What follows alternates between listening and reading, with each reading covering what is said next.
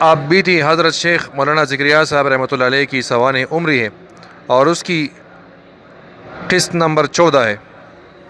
ان کی تصانیف اور تالیفات کا بیان چل رہا تھا، اسی سے آگے بیان کریں گے۔ بسم اللہ الرحمن الرحیم۔ نمبر 25، فضائل نماز مطبوعہ۔ یہ کتاب چچا جان کی تعمیل ارشاد میں لکھا گیا۔ چچا جان سے مراد مولانا الیاس رحمۃ اللہ علیہ، اور 7 محرم 58 ہجری شنبہ دوشنبہ میں پورا ہوا۔ نمبر 26، فضائل ذکر۔ یہ بھی چچا جان کی تعمیل ارشاد میں لکھا گیا اور 26 شوال 58 ہجری میں شب جمعہ میں پورا ہوا۔ 27، فضائل حج مطبوعہ۔ عزیز مولانا یوسف مرحوم نے جب حجاج کا کام شدت سے شروع کیا تو مجھ پر تقاضا کیا کہ فضائل حج میں ایک رسالہ ضرور لکھوں۔ 3 شوال 66 ہجری کو اس کی ابتدا ہوئی اور 14 جمادی الاول 67 ہجری میں بروز جمعرات فراغت ہوئی۔ نفس رسالہ سے تو فراغت شوال ہی میں ہو گئی، لیکن کچھ حکایات کا اضافہ سہارنپور واپسی پر ہوا۔ اس رسالے کے متعلق ایک خواب میرا تو جی نہ چاہتا تھا کہ لکھواؤں، مگر بعض دوستوں کا جو اس وقت مسودہ لکھوانے کے وقت موجود تھے، اصرار ہے کہ ضرور لکھواؤں۔ جب یہ رسالہ لکھا جا رہا تھا تو حضرت شاہ عبد القادر صاحب نور اللہ مرقدہ کے ایک مخلص خادم ذاکر و شاغل نہایت متقی بزرگ نے ایک خواب دیکھا کہ حضرت ابراہیم علی نبینا و علیہ الصلوۃ والسلام اور یہ ناکارہ یعنی مولانا ذکریا صاحب دونوں مل کر بیت اللہ شریف کی تعمیر کر رہے ہیں۔ انہوں نے حضرت رحمۃ اللہ علیہ سے خواب عرض کیا، یعنی عبد القادر صاحب سے خواب عرض کیا۔ حضرت نے فرمایا شیخ کو لکھ دو۔ انہوں نے مجھے لکھا۔ اس ناکارہ نے جواب میں لکھا کہ تعبیر صاف ہے۔ اس ناکارہ نے ایک رسالہ فضائل حج میں لکھا ہے جو آج کل زیر طبع ہے۔ انشاءاللہ یہ رسالہ بیت اللہ شریف کی تعمیر روحانی میں معین ہوگا۔ چنانچہ ہزاروں خطوط اس نوع کے پہنچے کہ اس رسالہ سے حج و زیارت میں بہت لطف آیا، اور اس کو تو جی ہم نے خود پریکٹیکلی بھی اس کو دیکھا ہے نا، اور باقی ساتھیوں نے جب ہم اس کو فرداً تعلیم کرتے تھے ہر موقع پر تو اس کے بہت اثرات آتے تھے۔ اور اب بھی جو لوگ جاتے ہیں ہم سے پوچھتے ہیں کہ یار ہم کیا پڑھیں، تو ہم کہتے ہیں کہ مسائل کے لیے تو ہم اس کو آج کل جو آسانی سے دستیاب کتابیں ہیں وہ بتا دیتے ہیں، لیکن کہتے ہیں کہ حج علم سے زیادہ عشق اور اس کا محبت اور ادب ان چیزوں کا نام ہے، تو یہ روحانیت عشق اور ادب یہ آپ کو فضائل حج سے ملے گی۔ تو ہم ہر ساتھی کو یہ بتاتے ہیں کہ آپ جانے سے پہلے کم از کم 2 بار تو یہ ضرور پڑھیں۔ جو لوگ نہ بھی جا رہے ہوں تو حج کے داخلوں کے دنوں میں اور جو ذی الحج کے دنوں میں گھروں میں کم از کم اس کی تعلیم کرتے رہا کریں۔ نمبر 28، فضائل صدقات مطبوع۔ چچا جان نور اللہ مرقدہ نے اپنی علالت کے زمانے میں بار بار 2 رسالوں کی تاکید فرمائی تھی، ایک فضائل زکوٰۃ اور ایک فضائل تجارت۔ حتیٰ کہ ایک دن عصر کی نماز کی تکبیر ہو رہی تھی تو صف میں سے آگے منہ نکال کر کہا، دونوں رسالوں کو یاد رکھیو، بھولنا نہیں۔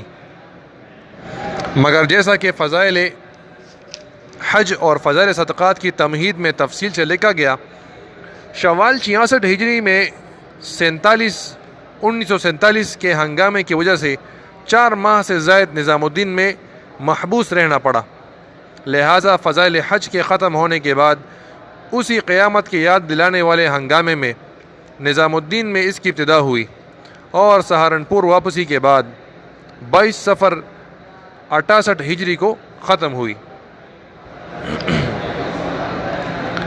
29، لامع الدراری 3 جلد مطبوعہ۔ اوجز کی فراغت کے بعد جیسا کہ لامع کی شروع اور خاتمہ پر لکھا گیا ہے کہ 7 محرم 1376 ہجری یوم چہارشنبہ کو اس کی ابتدا ہوئی اور 10 ربیع الاول 88 ہجری کو کتاب مکمل ہوئی، اور چونکہ اپنے ضعف اور امراض کی کثرت کی وجہ سے تالیف حدیث کے سلسلے کو ختم سمجھ رہا تھا، اس لیے 17 ربیع الاول 88 ہجری بمطابق 14 جون 68 عیسوی کو اس کے اختتام کی ایک دعوت کی، جو شروع میں تو بہت مختصر مدرسے کے مدرسین اور مخصوص احباب 100-150 کا اندازہ تھا، مگر نہ معلوم کس طرح اس کی ایسی شہرت عام ہوئی کہ دہلی، لکھنؤ، کلکتہ، بمبئی تک کی خبریں پہنچ گئی، اور تقریباً 1000 کا مجمع جمعہ کی شب اور صبح تک جمع ہو گیا۔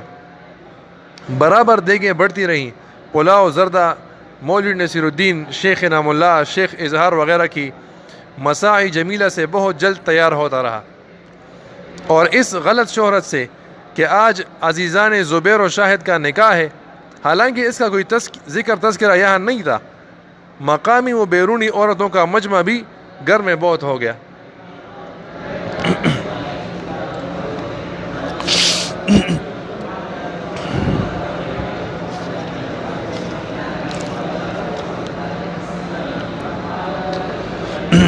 نمبر 30، فضائل درود شریف مطبوع۔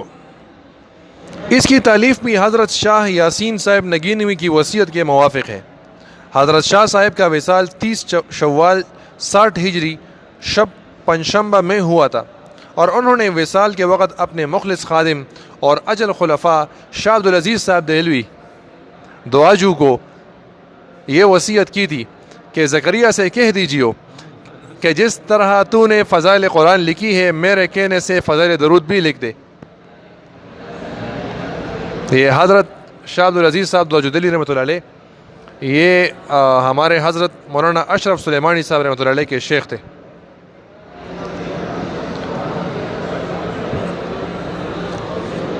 حضرت شاہ صاحب قدس سرہ کے وصال کے بعد حضرت شاہ عبدالعزیز صاحب مرحوم بار بار زبانی اور تحریری تقاضے شدت سے کرتے رہے، مگر بدعمالیوں نے مہلت نہ دی، لیکن 83 ہجری کے حج میں مدینہ پاک حاضری پر شدت سے اس کا تقاضا شروع ہوا، واپسی پر بھی تساہل ہوتا رہا، اور 25 رمضان 84 ہجری کو بسم اللہ کر ہی دی، اور 6 ذی الحج 84 ہجری کو دفعتاً ختم کر دی کہ عزیز مولوی یوسف مرحوم کے انتقال کے تار آنے پر اپنی زندگی سے کچھ ایسی مایوسی ہوئی کہ جتنی لکھی تھی اسی پر ختم کر دی۔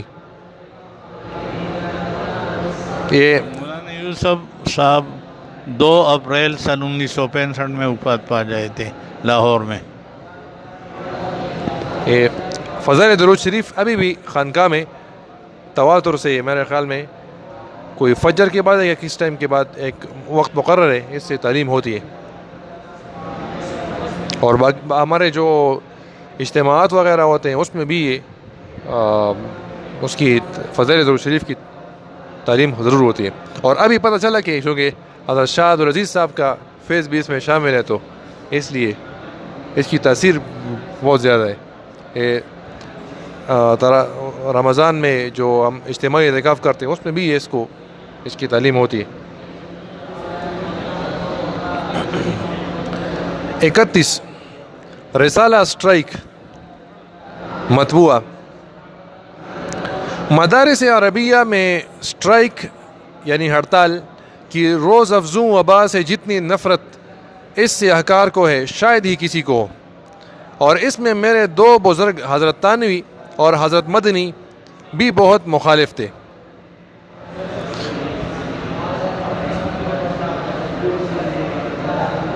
روز افزوں اسٹرائک کی مصیبت کی وجہ سے یہ رسالہ 12 ربیع الاول 88 ہجری کو لکھا گیا، جس میں اکابرین مذکورین کے ارشادات بھی نقل کیے گئے۔ نمبر 32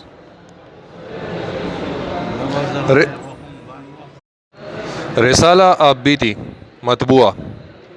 عزیز مولوی محمد ثانی سلمہ نے عزیزم مولانا محمد یوسف مرحوم کی سوانح عمر لکھی، اور اس میں ایک باب علی میاں نے عزیز یوسف کے مشائخ میں اس سے احکار کا بھی اپنے قلم سے لکھ دیا۔ محمد ثانی یہ حضرت علی میاں رحمۃ اللہ علیہ کے بانجے ہیں. انہوں نے سب بانجوں کے نام محمد اول، محمد ثانی، محمد ثالث، محمد رابع یہ نام رکھتے ہیں. رسالہ عابدی کے متعلق بیان کر رہے ہیں حضرت صاحب کے. عزیزم مولوی محمد ثانی نے عزیزم مولانا محمد یوسف مرحوم کی سوانح عمر لکھی. مولانا یوسف صاحب جو تھے تو تبلیغی جماعت کے دوسرے امیر تھے، اور اس میں ایک باب علی میاں نے عزیز یوسف کے مشائخ میں اس سیاہکار کا بھی اپنے قلم سے لکھ دیا. میں نے علی میاں کو لکھا کہ جو باتیں لکھنے کی تھیں وہ تو آپ نے لکھی نہیں، اور جو نہ لکھنے کی تھی وہ لکھ دی. اس پر ایک مضمون ان کو لکھا، اور احباب کے اصرار پر اس میں کچھ اضافے کے ساتھ 15 ربیع الثانی 88 ہجری کو عابدی کے نام سے ایک رسالہ شائع کر دیا. یہ رسالہ جو اب لکھوا رہا ہوں اسی کا دوسرا حصہ ہے، اور کل 6 حصے طبع ہو چکے ہیں. نمبر 33، اصول حدیث علی مذہب الحنفیہ غیر مطبوعہ. مسلک حنفیہ پر اصول حدیث کا ایک متن جو 8 جمادی الاول 42 ہجری کو شروع کیا تھا اور 10 جمادی الاول کو ختم ہو گیا، اور اس کے ساتھ ہی اس پر حواشی کا سلسلہ 88 ہجری تک چلتا رہا. جو مضمون ذہن میں آتا اس کو لکھتا رہا. نمبر 34، الوقائع والدہور غیر مطبوعہ. نبی کریم صلی اللہ علیہ وسلم کے زمانے میں اور اس کے بعد خلفائے راشدین اور اس کے بعد سلاطین بنی امیہ وغیرہم کے حالات. جلد اول میں حضور صلی اللہ علیہ وسلم کے، جلد ثانی میں خلفائے راشدین کے، اور جلد ثالث میں ان کے بعد والوں کے حالات. 25 محرم 42 ہجری یوم جمعہ کو ابتدا کی تھی. اس کے بعد سے اب تک جو نیا واقعہ ملتا رہا اس سال کی جلد میں نکال کر لکھتا رہا. اس کا سلسلہ 88 ہجری تک چلتا رہا. نمبر 35، المؤلفات والمؤلفین غیر مطبوعہ. معروف کتب حدیث و فقہ اور معروف مؤلفین کے حالات اور ان کے احوال کے مواضع جن جن کتابوں میں تھے ان کے حوالے. اس کی ابتدا 1 جمادی الثانی 47 ہجری کو ہوئی تھی. 88 ہجری تک اس کا سلسلہ چلتا ہی رہا. 88 ہجری اس ناکارہ کے علمی انہماک کا گویا خاتمہ ہے کہ آنکھوں نے بھی 1968 1982 ہے کہ آنکھوں نے بھی بالکل جواب دے دیا اور دماغ اور قوا نے بھی ساتھ چھوڑ دیا. اور اب تو آگے شعر لکھا ہوا ہے فارسی کا، ما ہرچ خواندیم فراموش کردیم اللہ حدیث یار کے تکرار می کنیم. میں نے جو کچھ سنا اور پڑھا تھا سب بھول چکا ہوں، صرف اللہ کے ساتھ جو تعلق اور اس ہے حدیث یار یعنی اللہ کے ساتھ جو باتیں ہیں اس کی تکرار ہے. میں ہوں اور اللہ ہے. ہاں مطلب یہ ہے اللہ حدیث یار کے تکرار میں کنی. وہ اپنے محبوب اللہ کے ساتھ جو راز و نیاز ہے وہ جاری ہے. مطلب یہ ہے. نمبر 36، تلخیص المؤلفات والمؤلفین غیر مطبوعہ. یہ ایک مختصر رسالہ ہے جس میں مؤلفین کے نام اور بہت مختصر حالات جمع کیے گئے ہیں، اور تفصیل کے لیے رسالہ بالا کا حوالہ لکھ دیا. نمبر 38، جزء المعراج غیر مطبوعہ. نبی کریم صلی اللہ علیہ وسلم کے معراج شریف کے متعلق ایک مستقل رسالہ لکھنا شروع کیا تھا جس کے کئی اجزاء تو ہو گئے مگر تکمیل کو نہیں پہنچا. نمبر 38، جزء وفات النبی صلی اللہ علیہ وسلم غیر مطبوعہ. حضور صلی اللہ علیہ وسلم کے مرض الوصال کی ابتدا، دن، تاریخ، ازواج مطہرات کے یہاں دورہ، اور آخر میں حضرت عائشہ رضی اللہ تعالیٰ عنہ کے یہاں تشریف آوری اور مرض کی شدت وغیرہ کے احوال کی روایات جمع کی گئی، مگر افسوس کہ مکمل نہ ہو سکا. نمبر 39، جزء افضل الاعمال غیر مطبوعہ. افضل الاعمال کے بارے میں روایات بہت مختلف وارد ہیں. اس لیے میں نے اس رسالے میں ان سب روایات کو جمع کیا، اور مشائخ نے ان میں جمع کے متعلق جو توجیحات کی ان کو بھی اکثر نقل کی ہیں، مگر رسالہ پورا نہ ہو سکا۔ نمبر 40، جز روایات الاستحاضہ۔ استحاضہ کی روایات میں جو تعارض ہے وہ حدیث پڑھنے پڑھانے والوں سے مخفی نہیں۔ میرے حضرت قدس سرہ نے بذل المجہود کا باب الاستحاضہ لکھوانے کے بعد یوں ارشاد فرمایا تھا کہ استحاضہ کے ابواب میں ہمیشہ ہی اشکال رہا، خیال یہ تھا کہ بذل المجہود میں سمجھ میں آ جائیں گے، مگر اس میں بھی سمجھ میں نہیں آئے، اور سچ فرمایا۔ کوکب لکھی، اوجز لکھی، لامع لکھی، لیکن پھر بھی حل نہ ہوئے۔ چنانچہ کوکب کے حاشیے پر حمنہ بنت جحش کے قصے میں بندے نے اپنی ایک خاص رائے لکھی ہے جو یہ حضرت ہمنا، یہ حضرت زینب جو رسول اللہ صلی اللہ علیہ وسلم کی وہ تھی، بیوی تھی، اس کی بہن تھی، اور اللہ نے تو معاف فرما ہو جائے، یہ اس میں بھی شامل تھی کہ حضرت عائشہ کے ساتھ وہ جو رشتے کی وجہ سے، بہن کی وجہ سے وہ جو کیا ہے وہ جو تہمت لگی تھی، یہ بھی اس میں شامل تھی، ہمنا۔ بندہ نے اپنی ایک خاص رائے لکھی ہے جو سارے مشائخ اور سارے شراح کی رائے کے خلاف ہے۔ میرے حضرت اقدس مدنی نور اللہ مرقدہ ایک دفعہ دیوبند سے صرف اس حدیث کی وجہ سے تشریف لائے اور ارشاد فرمایا کہ صرف اس حدیث کی وجہ سے آیا ہوں۔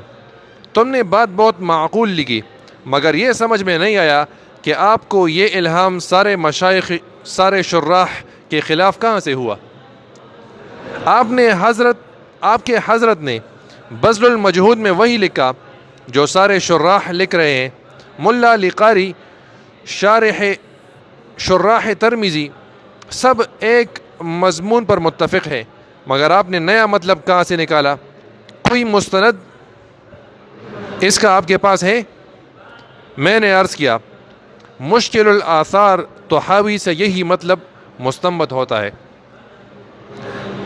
حضرت نے فرمایا، پھر تو بڑا قوی ماخذ ہے، اور مشکل الآثار نکلوا کر دیکھی۔ حضرت مدنی کوکب اور لامع کو قطب عالم حضرت گنگوہی کی وجہ سے اہتمام سے دیکھا کرتے تھے اور لوگوں کو ترغیب بھی دیا کرتے تھے۔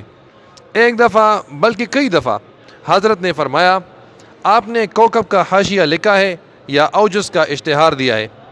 ہر مسئلہ میں والبسط فی الاوجز لکھتے ہیں، ایک دفعہ یہاں دیکھو، ایک دفعہ وہاں۔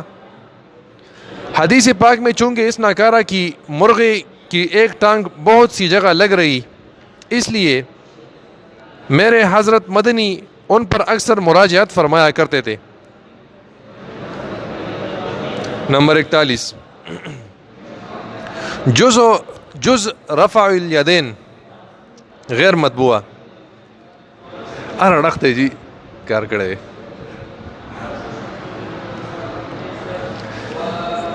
ہمارا 1000 سال عمر چاہیے جو اتنا، یہ تو انسان حیران ہو جاتا ہے، لیکن اللہ ان بزرگوں کی اوقات میں برکت عطا فرما دیتے ہیں، ورنہ یہ صرف یہ ٹائم تو نہیں تھا ان کا۔ نفلی بھی جب پڑھتے تھے تو کئی پارے اس میں پڑھ جاتے تھے، زور سے نفلی شروع کر کے بعد اثر تک ختم کر دیتے تھے۔ اس کے علاوہ مہمانوں کی کثرت، مریدین کی، خطوط کی اتنی کثرت کے ان کا انتہا نہیں، اور جو ہے یہ سارے، اور ان کے ساتھ پڑھائی کی انہیں تدریس علاوہ، اور تصوف کا جو بڑا سلسلہ ہے۔ یہی کہتا ہوں نا، بہت سے ہزاروں مرید اور ہر ایک کے حالات اور ان کے خطوں کی جواب انگلینڈ اور کہاں تک پھیلی ہوئے، ساؤتھ افریقہ میں۔ نمبر 41، جز رفع الیدین غیر مطبوعہ۔ رفع الیدین کا مشہور مسئلہ ہے۔ اس ناکارہ نے ان سب روایات کو ایک جگہ جمع کیا ہے اور ان پر تفصیلی کلام کا بھی ارادہ تھا، مگر مقدر سے پورا نہ ہو سکا۔ 42 جزء الاعمال بالنیات غیر مطبوعہ، یہ تو بڑی جامع حدیث ہے اور بہت سے مسائل اس سے ثابت ہوتے ہیں۔ اس رسالے کی ابتدا بھی اسی حدیث سے کی گئی ہے جس میں نمونے کے طور پر کچھ ذکر کیا گیا ہے۔ اپنی زندگی کے زمانے میں اس حدیث پر بھی بڑا تفصیلی کلام شروع کیا تھا، کچھ لکھا بھی مگر پورا نہ ہو سکا۔ نمبر 43 جز اختلافات الصلاۃ غیر مطبوعہ، مشکات شریف پڑھانے کے زمانے میں میری تقریر کا خلاصہ یہ رہا کہ رفع یدین فاتحہ خلف الامام، یعنی امام پتشاتا فاتحہ ویل جمع دوران کی،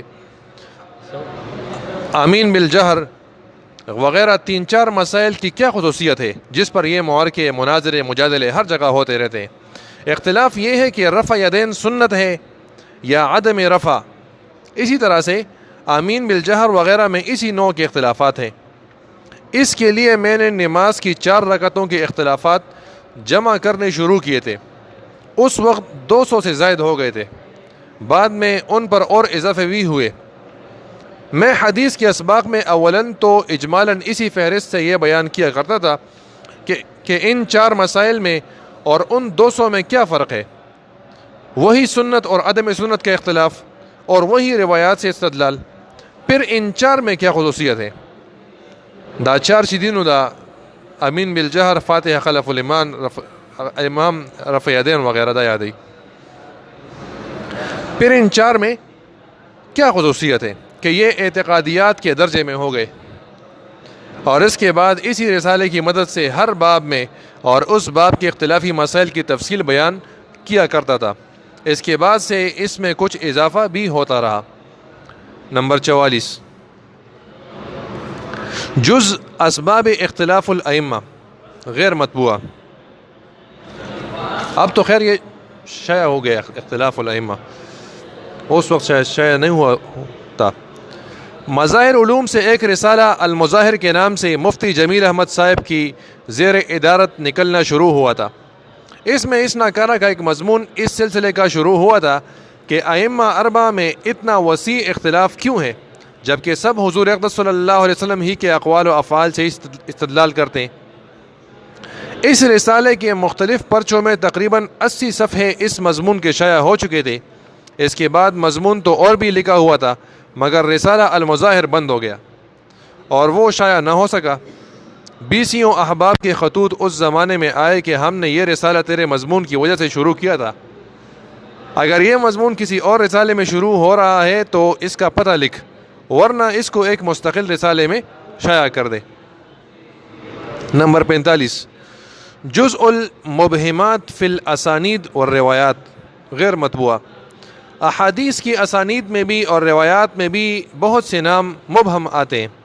اس ناکارہ نے ان سب کے نام دوسری احادیث سے تلاش کر کے لکھنے شروع کیے تھے اور اچھا خاصا ذخیرہ ہو گیا تھا۔ ان میں ان مبہمات کو چھوڑ دیا گیا جو تہذیب، تقریب، تعجیل وغیرہ میں آ گئے۔ نمبر 46 رسالہ التقدیر غیر مطبوعہ، ایک زمانے میں یہ مضمون رات دن دماغ میں چکر کھاتا تھا کہ آدمی کے مقدر میں جتنا ہوتا ہے اس سے زائد نہیں ملتا اور نہ اس سے کم ملتا ہے۔ مثلا اگر کسی کے مقدر مرغیاں کھانا ہے، وہ بہرحال مرغی کھائے گا، یا حضرت بن کے کھائے گا، یا کما کر اپنے پیسوں کی کھائے گا، یا لیڈر بن کر کھائے گا، یا کوئی ہنر بھی اس کے پاس نہیں ہے تو وہ کسی رئیس سے یا اعلیٰ حاکم کا خانسامہ بنے گا۔ اس کی بہت سی جزیات لکھی تھیں۔ اگر موٹر تو میں سواری قسمت میں ہے، مقدر میں ہے تو یا تو اپنی موٹر خرید لے جا، اگر اپنی موٹر قسمت میں نہیں ہے اور نہیں خرید سکتا تو کسی کا ڈرائیور بن جائے جا۔ جس کے مقدر میں جیل ہے وہ چوری یا ڈاکہ مار کر جیل میں جائے گا، ورنہ سیاسی لیڈر بن کر جائے گا۔ اکابر کے قصے بھی اس میں لکھے تھے۔ اور تعویذوں کی بدولت ہر آنے والے گھر کے حالات بھی پوچھ لیتا تھا کہ کیا آمد ہے، کیا کہتے ہو، اور وہ یہ سمجھ کر کہ تعویذ میں اس کی بھی ضرورت ہے سب بتلا دیتا تھا۔ بڑی اونچی تنخواہوں والے بیماری کی وجہ سے حکیم ڈاکٹروں نے سب کچھ منع کر رکھا ہے، ابلی ہوئی دال یا بغیر گھی کا سالن وغیرہ وغیرہ۔ بغیر نام کے بہت سے قصے اس میں جمع کیے تھے۔ جس کے مقدر میں موٹر کی سواری لکھی ہے وہ 1200 کما کر اپنی موٹر خریدے، یا توفیق الہی سے حضرت جی بن جائے، یا لیڈر یا پھر ڈرائیور۔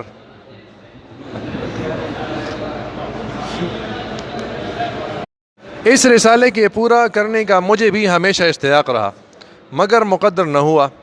اس میں واقعات بہت عبرت انگیز لکھے ہوئے ہیں جو اس زمانے کے اخبارات سے بھی نقل کیے تھے، نمبر 47 سیرت صدیق غیر مطبوعہ۔ یہ رسالہ حضرت صدیق اکبر رضی اللہ تعالیٰ عنہ کی سوانح میں رسالہ الصدیق والوں کے اصرار پر جو غالباً مظاہر علوم سے ہی نکلتا تھا لکھنا شروع کیا تھا۔ مسودہ تو بہت سا تیار ہو گیا تھا، لیکن طباعت کی نوبت شاید ایک ہی آدھ پرچے میں آئی، پھر وہ پرچہ ہی بند ہو گیا۔ اس وقت نہ تو پرچہ یاد رہا نہ غالباً کہیں ملے، جتنا یاد تھا اتنا لکھوا دیا۔ نمبر 48 رسالہ فرائد حسینی غیر مطبوعہ۔ حضرت اقدس سیدی و سندی شیخ الاسلام حضرت حسین احمد مدنی قدس سرہ کی تشریف آوری پر بسا اوقات علمی تذکرہ بھی ہوتا رہتا تھا۔ اس میں جو مضامین بندے کے نزدیک قابل حفظ ہوتے تھے ان کو ایک رسالے میں جمع کرتا تھا۔ کوئی چیز چھوڑا نہیں۔ بڑے اچھے مضامین ہیں مگر پورا ہونے کی اور طباعت کی نوبت نہیں آئی۔ ان کے علاوہ اجزاء اور رسائل تو بہت سے ناقص و کامل لکھے ہوئے ہیں، مگر علی گڑھ کے قیام میں جتنے ذہن میں آئے اور یاد رہے وہ تو لکھوا دیے۔ تاریخیں البتہ ان کی علی گڑھ میں چھڑا دی تھی، وہ سہارنپور واپسی پر احباب نے اصل کتابوں سے دیکھ کر لکھ دی، اس لیے کہ اس ناکارہ کو تو اب آنکھوں کی معذوری کی وجہ سے تلاش کرنا اور لکھنا بہت مشکل ہے، اور اسی وجہ سے بہت سے مسودات جو اس وقت یاد نہیں آئے رہ بھی گئے۔ اس کے بعد کاغذات میں سے عزیز عاقل سلمان اور مولانا یونس صاحب کو سرسری طور پر میرے جنگل میں سے جو ملے ان کو بھی نیچے نو درج کرا رہا ہوں۔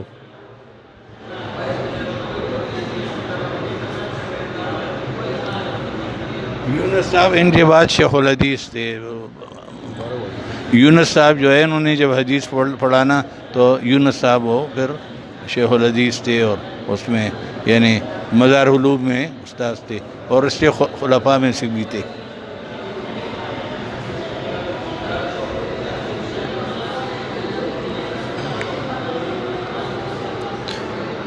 نمبر 49 حواشی کلام پاک غیر مطبوعہ۔ اسی تحریر میں کسی دوسری جگہ یہ گزر چکا ہے کہ اس ناکارہ کا معمول سن 38 ہجری سے سن 85 ہجری تک ماہ مبارک کی راتوں میں سونے کا نہیں تھا۔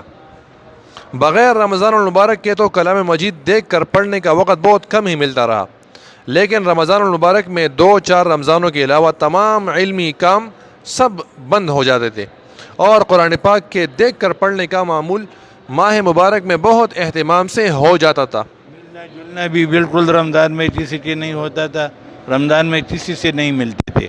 وہیں عشاء کے بعد تراویح کے بعد تھوڑی دیر جب کہوہ پیتے تھے اس میں 15-20 منٹ یا آدھ گھنٹہ لوگوں سے مل لیتے تھے، اور دوسری یہ تھی کہ رات کو بالکل نہیں سوتے تھے۔ اس سے پہلے وہ حکیم طیب جی کا قصہ بھی گزرا ہے۔ رئیس الاحرار اس کا بھی قصہ ہے۔ حبیب الرحمن صاحب جو تھے مشہور آدمی تھے، حضرت اس کے مریدین میں سے تھے عبدالقادر رائے پوری کے۔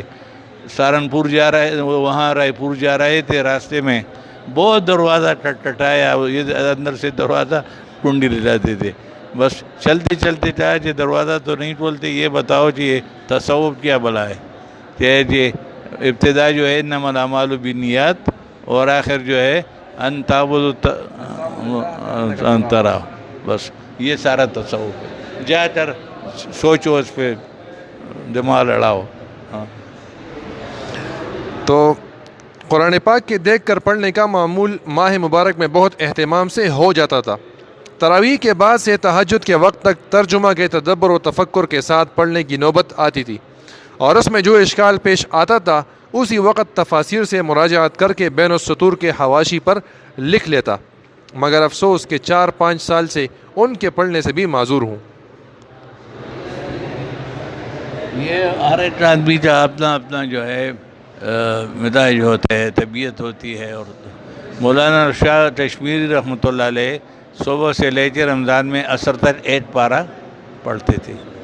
تو وہ یہ نہیں کہ تو ایک آیات پہ شاید منٹوں گھنٹوں غور فکر تدبر وہ اس کی وجہ سے.